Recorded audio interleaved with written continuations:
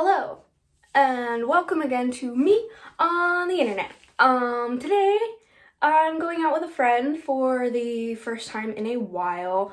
I hung out with my best friend maybe like a month ago, a couple weeks ago, but this is the first time I've hung out with any friends that I made in the area since I moved up here. So today I've already gotten dressed. I tried so hard to record my getting dressed routine, but it's really hard to find a camera that encapsulates it because it requires a lot of going back and forth between my bedroom where the clothes are and the bathroom where the full-length mirror is. So I just got dressed on my own because I was getting frustrated with my wardrobe by the end. I had 7 different outfit modifications before I finally came to this final one. I'll show you a full body thing afterwards. Hey guys, sorry for the extreme lateness and how everyone not made a video in a gazillion years. Anyways,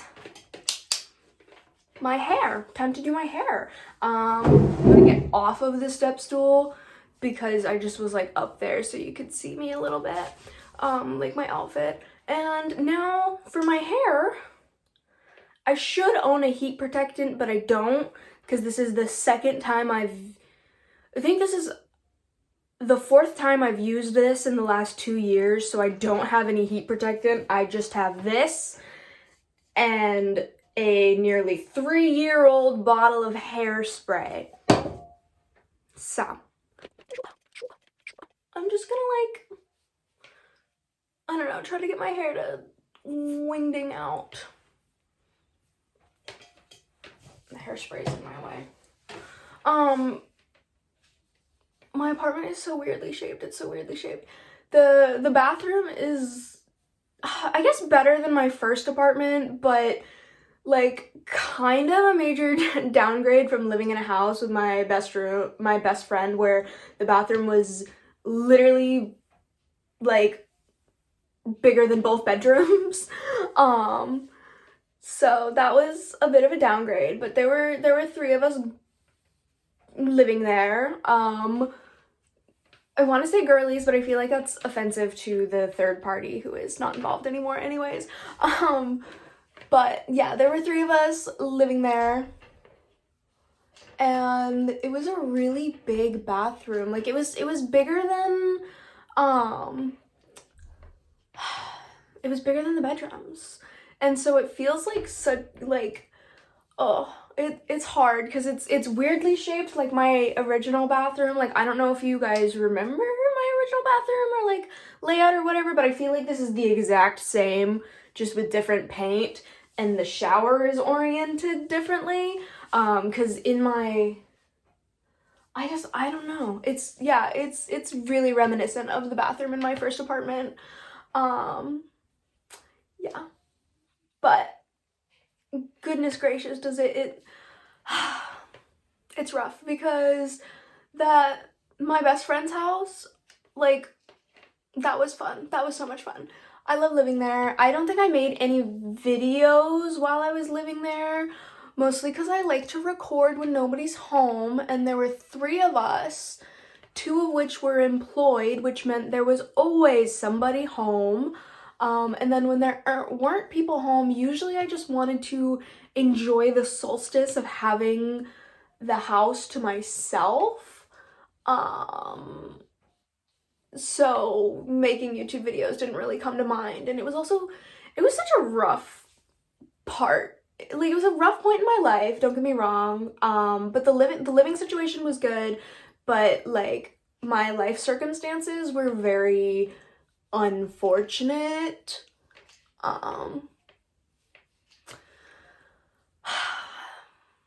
to not overshare on the internet. I try so hard because I've got a lot of I think some of my most interesting stories are traumatic. But that's just the life I've lived. That's just my truth.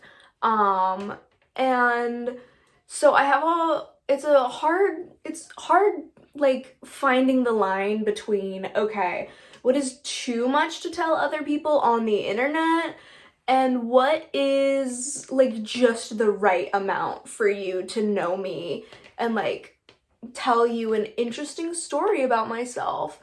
Cause I've got a lot of really fun, interesting facts, I suppose, including the fact that I was part of a case here in Maine when I was a child that went to the Maine State Supreme Court.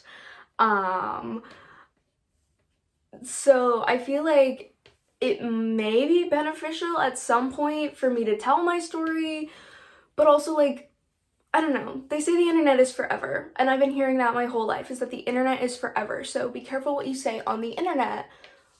But at the same time, my life's mission has always been to help other people through telling my story. Like even my best friend has said that, you know, through telling my story, it kind of helped her steer clear of the like life path that the adults in my life were following, because she just saw how much damage that was doing to me. And like, you know, she heard me tell the horror stories of the things that happened to them and the things that I witnessed. And I think that it's a beneficial story to tell, but I'm not 100% sure if I have decided if I want to tell it on here, because I do want to write a book about my life, but when I write the book about my life, it is going to be after I finish my boyfriend's been telling me that it's actually a sci-fi novel and not a fantasy novel, like I've been telling myself it was for years. So my novel series, multiple series that I'm working on, it's like a single planet with like a timeline that follows 3 different women in a what would you call that? Because it's like the first story isn't about the grandmother, but it features her and it's very prevalent to her. And then the second story is about the mother, and then the first series is about the first series features the grandmother, and the second series features the mother, and then the third series is about the daughter, and basically the bloodline coming to an end with her and all of that fun stuff. But my boyfriend has told me that the world building that I've got is kind of sci-fi, because the gods of the planet that it is set in are actually like refugees from an immortal planet, and there was an interplanetary war that sets a lot of I'd say lore about, because there wasn't really a whole lot of much going on the planet until the immortal refugees came, and they're like, hey look, free planet for the sandbox. And then that's kind of how the planet starts, but it doesn't feel sci-fi to me, because I feel like I'm writing a fantasy story, but I guess it's got a like sci-fi beginning, but I guess that's the sci-fi science fantasy something. Anyways, yeah, before I write about my life, I want my like actual stories, my life's work, to be out there and to people kind of know my name from something more than just what I went through. Yeah. My hair is not hairing on this side. I don't know if you can see. One of my kids at work said I looked like a mad scientist the other day. Not even the other day, this was like months and months ago. But he said I look like a mad scientist, and honestly, shout out that kid, because he's so right. I love that depiction of me as a mad scientist who is there at the hospital all night while he sleeps.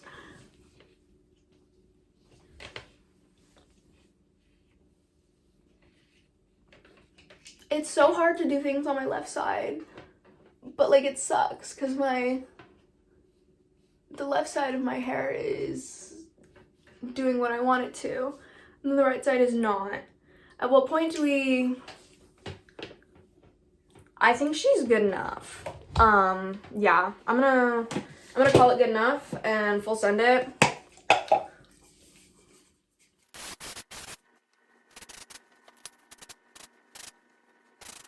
There. It's... Should I be embarrassed walking out of the house like this? Probably. Am I gonna be? No. I don't know.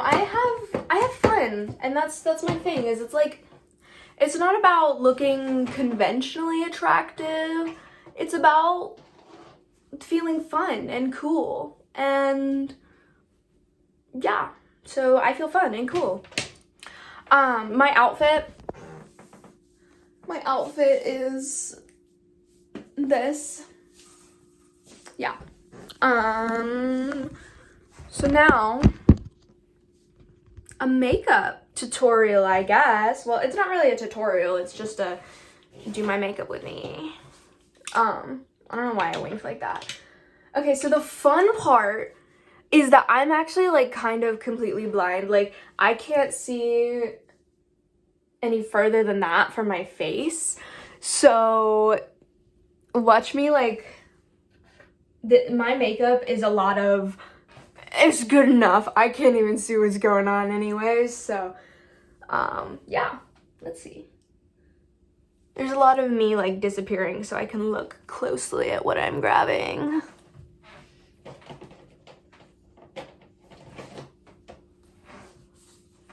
Take me back to Brazil.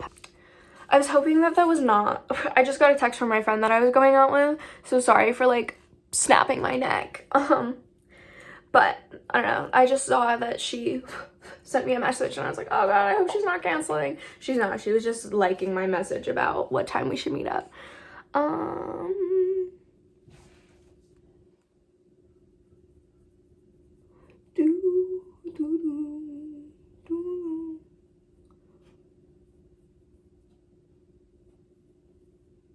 Okay, that slays. Try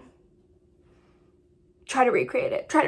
You can't. I literally can't. I'm gonna give her a go, trying to do it on the other side. But that's gonna be rough. That's rough, buddy. I hate when I like get it so good on the first try and I'm like, I'm not gonna be able to do that again. Especially not on my right side. Girl, be so for real right now. Be so for real.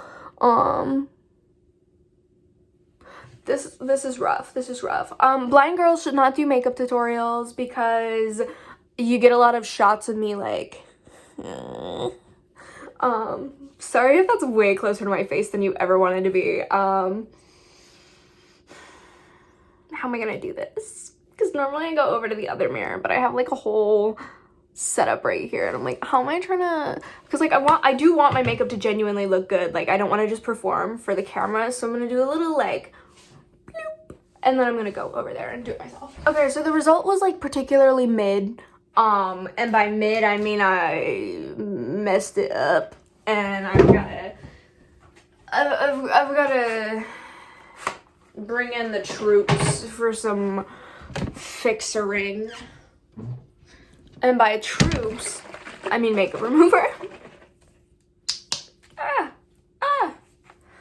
Ooh. Sorry. Okay. So. Hi. There's a mirror like right behind my phone. So enjoy this like extreme close-up of me attempting to fix my makeup. Do you see my freckles? I love them. They're like one of my favorite parts of my face. My grandmother kept telling me that she was so sad when she lost her freckles, and scared me my whole life into thinking I was gonna lose my freckles. And then by the time I turned 18, because she always was like, oh, I had freckles and then I lost them when I was a kid. So like growing up, I'm like, oh no, not my freckles. And then I think it was like around my 18th birthday or something, I turned to my grandmother and I go, how old were you when you lost your freckles? And she goes, oh, 12. And I'm like, oh, I'm 18, I still have them. And I'm almost 22 and I still have them. So I hope I get to take these girlies to the grave with me because they are one of my favorite parts of my face. And in the summer, they get darker, which is so nice.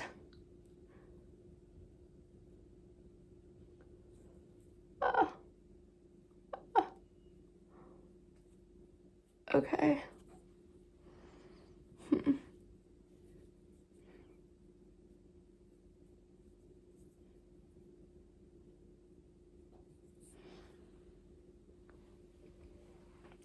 I'm gonna go precision in the other mirror because this like sucks because I'm blind. I have to do half of my I have to do one half of my face in this mirror and then one half of my face in the other mirror, and I don't know how to explain that. This is kind of like that guy that goes, get ready without me, and then does the like get ready without him, but it's get ready without me for the right half of my face, because I can't see. I figured it out too. This way, I like, with this mirror, I can get my, like, the left side of my face really nice and close, but I just don't know what is wrong with me and why I have to use two different mirrors for different halves of my face. I blame it on the fact that I had to learn how to be a girl from trial and error. And it's funny because honestly, most of my like makeup learning skills are recorded on YouTube for people to watch me learn how to do my own makeup. Shout out me and documenting that journey because that is so silly, because quite literally back in the days where I made like my video where I'm like, oh, I don't understand liquid highlighter, I quite literally didn't know how to do makeup.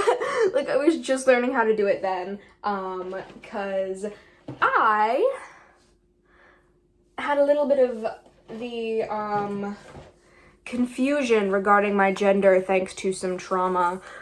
But I'm good, I'm settled, I'm chilling, got that figured out.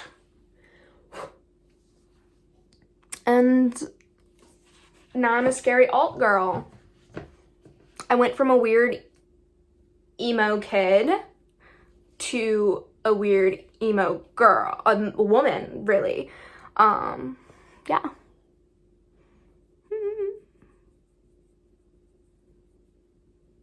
Oh yeah. Do you like how I still don't know what I'm doing? It's really hard to see anything whatsoever. I should have set this up where I usually do my makeup. But it's easier to set my phone up here. So, y'all are gonna have to suffer through me attempting to do my makeup and not being able to see any of it. Because also, my left eye is stronger than my right eye. So when I close my left eye to like work on my left eye, I can see what I'm doing. But I close this eye to work on this eye and I like don't know what's going on. Okay, I like don't look that bad. I mean, I know I have like stuff that I need to touch up because I've got a lot of like messy black, but for the most part, I really don't look that bad. Is this what I want to do? Is this what we're doing? I guess this is what we're doing. This one was a fancy makeup tutorial because I did it with my makeup brushes instead of my fingers. And so this ended up being too sheer for what I needed it to do. So, wait, brainstorm. I think I'm gonna use this instead. What is the best brush to do that with? Oh, is it this one? I think it's this one. A lot of my makeup too is just like guesswork. Like we'll see how this looks and then we'll go from there. I feel as though I fear that that is how that's my attitude towards everything. Like my hair, my makeup, my outfits. I'm like, let's just see where this takes us, and then we get somewhere.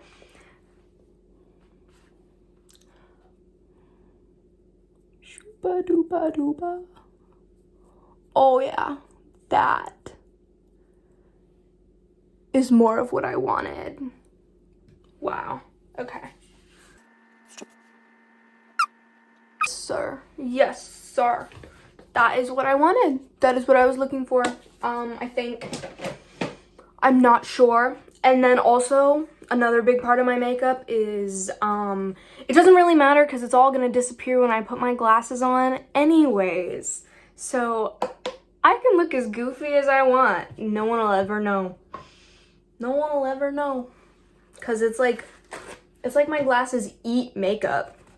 I don't know. I haven't been able to, like, I've had glasses for so long. I think I got them in the 1st grade, because I kept running into the wall. I kept running into the wall and doorknobs and just everything. I still run into the walls, not as often. Usually it's just corners that take me out instead of just regular walls. So yeah, but I also would try to run away with strangers who looked vaguely like my parents. I had no idea what my mom and dad looked like until I had glasses, so I didn't know what my parents like actually looked like until 6, which was frightening, by the way, to just like learn that people have faces. That was horrifying. Yeah, I didn't realize I had ears until around that time too. Cause it was 1st grade. It was like the 3rd teacher I'd had, cause I had one teacher for kindergarten, 2 for 1st grade. So I got my glasses in 2nd grade. It was 2nd grade. But yeah, no.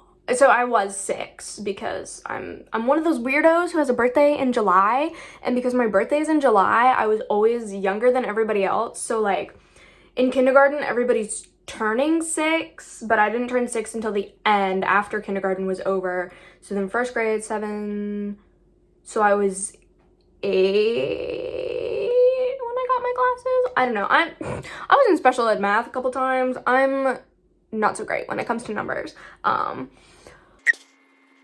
For somebody who refused to believe in pigeons for a very long time, I find it very strange how good I am at doing a pigeon impression.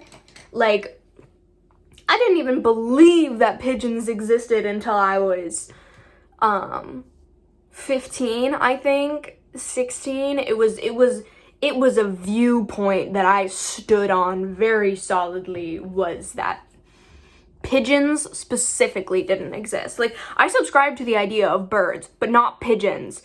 And then I finally saw a pigeon for the first time when I was 14, and I haven't been able to stop seeing them since. And it was really frustrating because I had this whole idea that pigeons didn't exist because I'd never seen one, and if it's such a common bird, why haven't I ever seen a pigeon? And then I saw a pigeon, and I'm like, well, there goes my whole worldview.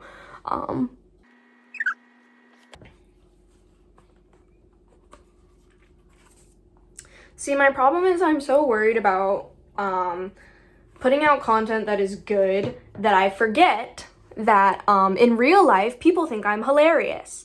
I don't know if it's like some kind of vague situational awareness that I have where I can make everybody laugh because I just know when the right time to say the worst thing is.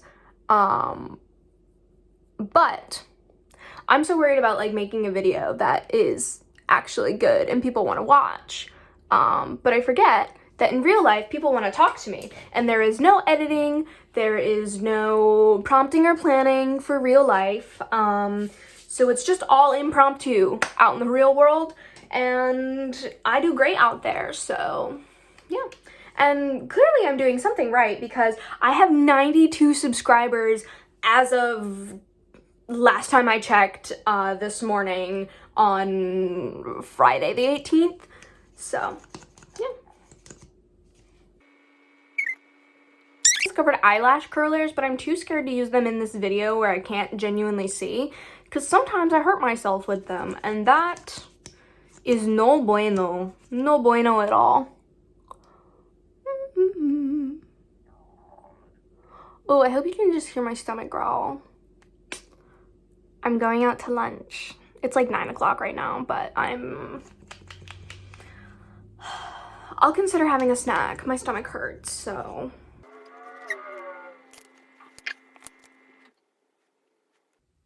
I watch a lot of like YouTube drama videos, and like I've only recently started getting into a little bit of Hollywood drama. Mostly just the like Selena and Justin Bieber thing that I've been kind of following a little bit. That's wild. I don't know.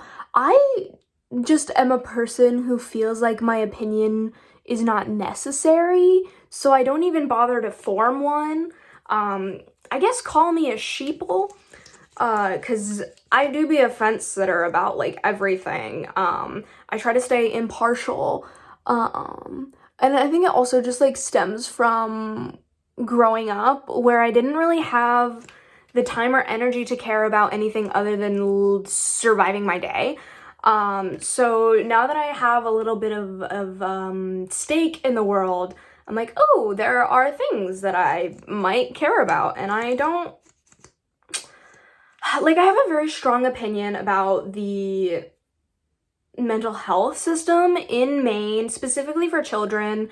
At the moment, I'm unsure if I can speak about that while retaining my job because digital footprint, of course. And I want to like maybe stay in the mental health field if possible.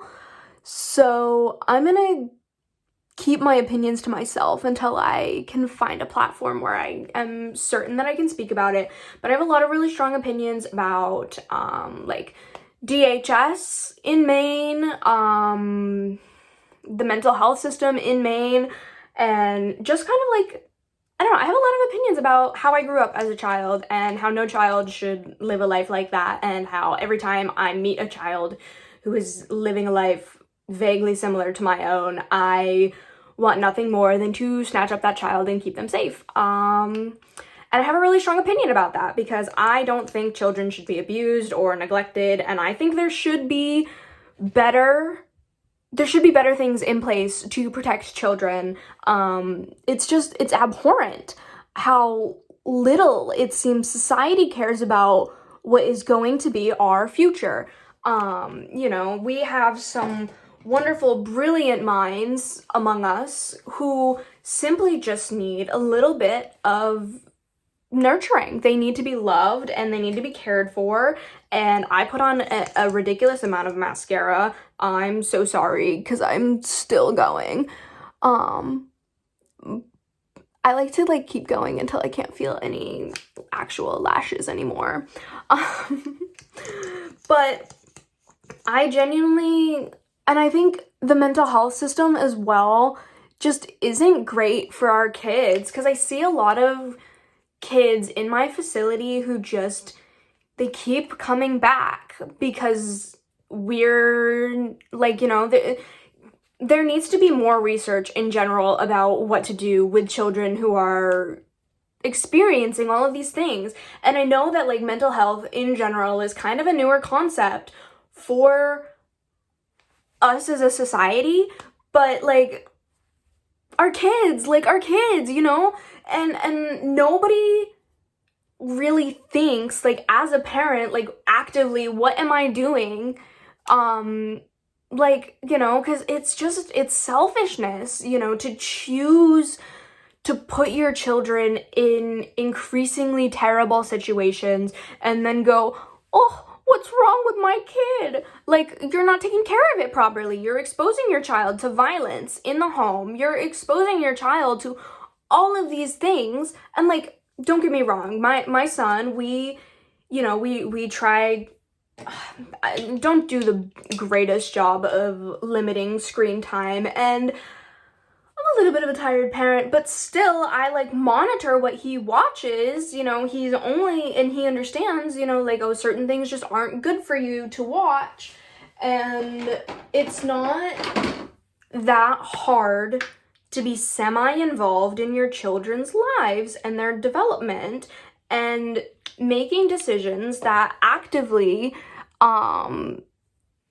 put your children on the path to being decent people. You know, you have to think, like, okay, what are things that I want my child to grow up knowing? Like, I want my son to grow up knowing that he is loved and cared about, and that even though the world might be a little difficult to deal with at times, he's still got me and he's still got love, and he is a person who is worthy of existing. You know, like, I try to instill things in him that are different from how I grew up, but it's still hard some days, especially when you're in a household where both parents are working full time, and, you know, like, we're only 22, we were teen parents, and I imagine, of course, there are ways that I fall short, but it's just,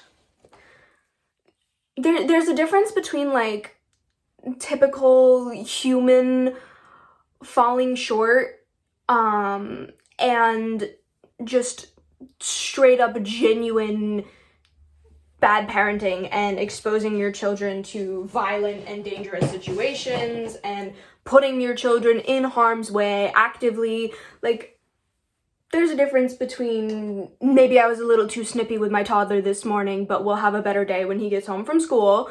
You know, there's a difference between those two things. Yeah. I have a lot of thoughts and feelings when it comes to the younger population.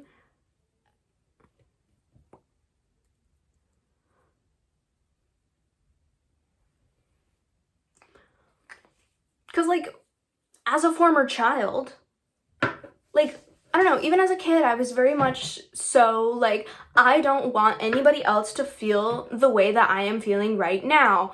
And so because of that, I've kind of tried to put myself on a path where I can make decisions to actively do something about that, you know? Like, I have a job now where I feel like I'm making a little bit of a difference. I mean, sure, I work overnights and I don't spend a whole lot of time with the children, but I do get some really good moments with them, you know, before they go to bed and before and, you know, when they wake up, before everybody else is awake, or, like, in the middle of the night.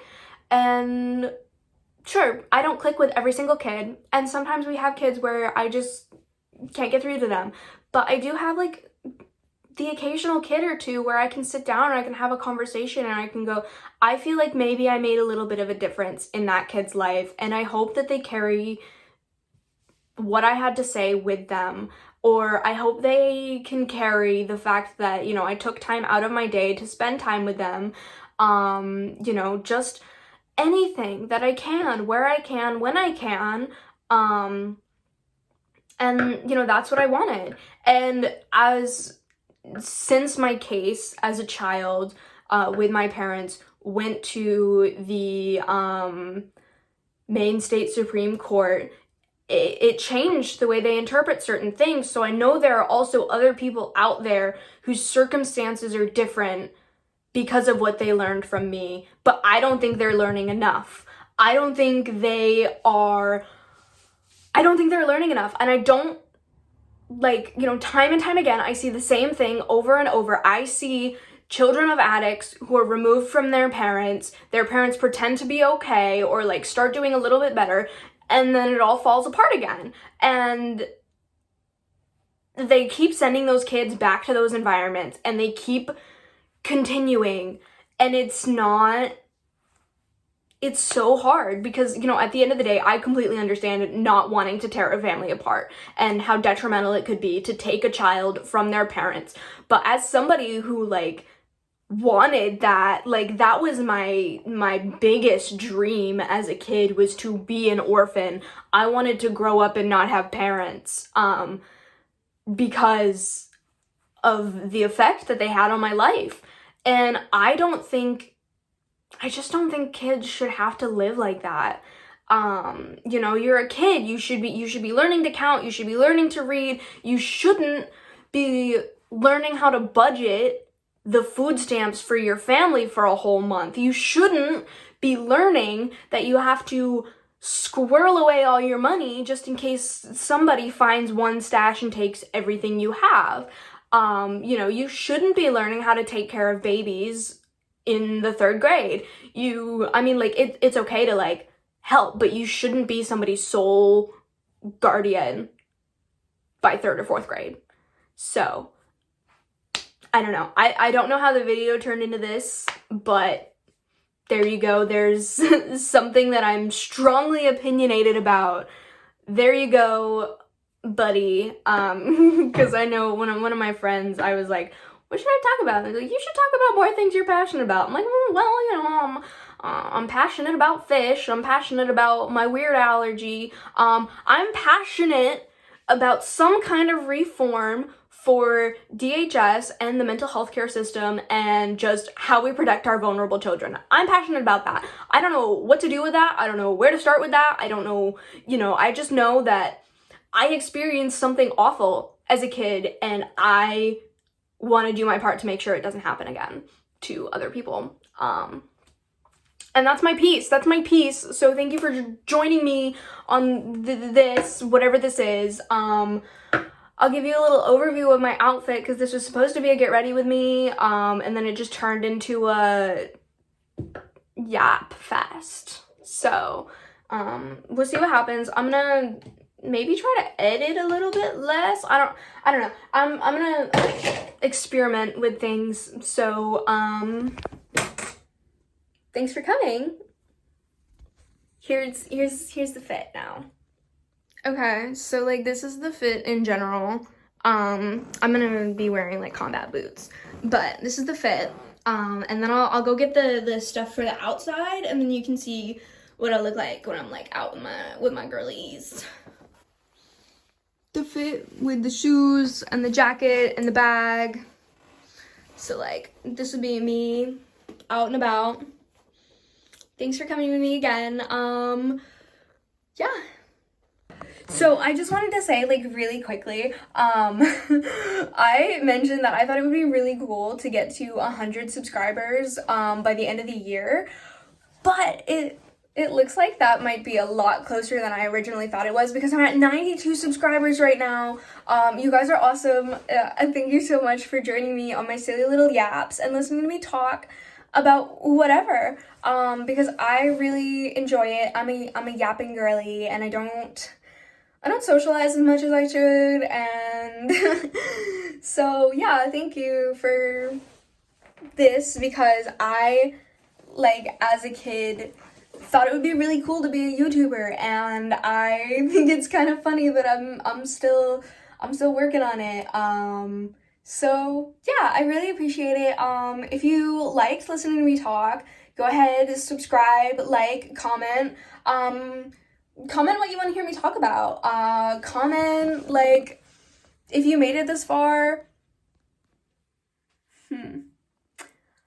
Gosh, what I don't know, if you made it this far, comment your favorite breakfast food, because I'm going to, like, a breakfast-ish cafe. This week's fish of the week is the neon tetra. Bye, see you next time. For all my sheeple out there, neon tetra. Feel free to send in your fish so that they can be in this segment. Bye.